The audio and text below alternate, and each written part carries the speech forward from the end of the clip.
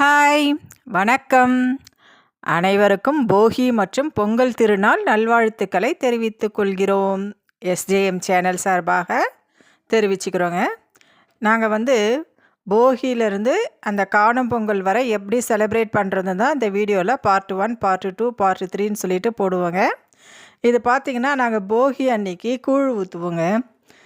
குலதெய்வத்துக்கு கூழ் ஊற்றுவோம்.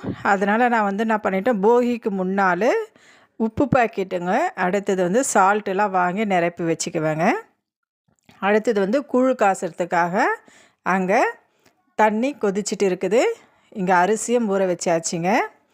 அடுத்தது பார்த்திங்கன்னா முன்னாலே நான் ராகி பவுடர் நல்லா கரைச்சி புளிக்க வச்சாச்சு.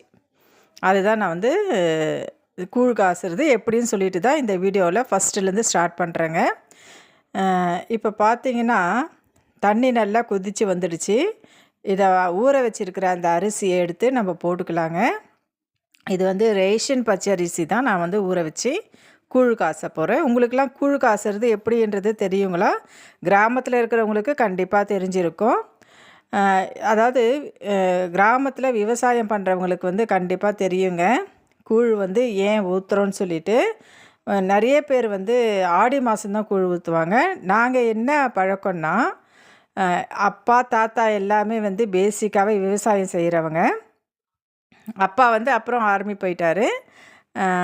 எங்கள் அம்மா தை பிறக்கும்போது விவசாயம் அறுவடை செஞ்சு வரும் இல்லைங்களா, அதுக்கு முன்னாள் அந்த குலதெய்வத்துக்கு கூழ் ஊற்றி அந்த அறுவடை நல்லபடியாக முடியணும்னு சொல்லிட்டு ஒரு பழக்கம் இருந்ததுங்க. அந்த பழக்கத்தை தான் நான் கடைப்பிடிச்சிட்டு வரேன்.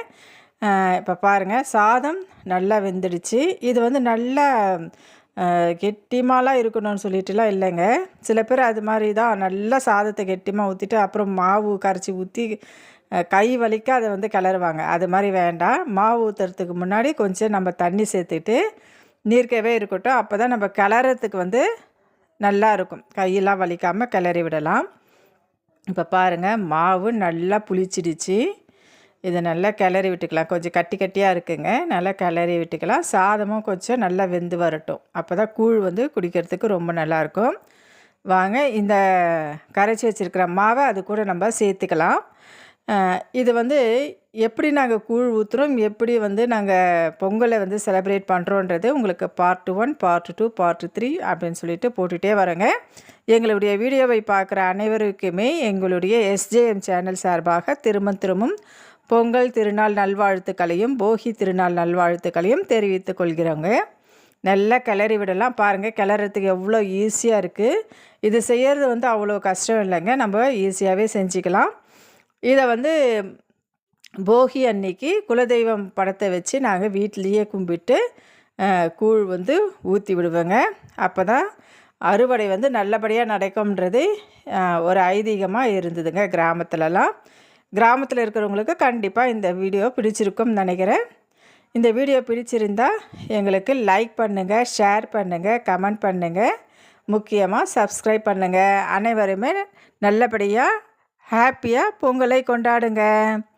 பாய்.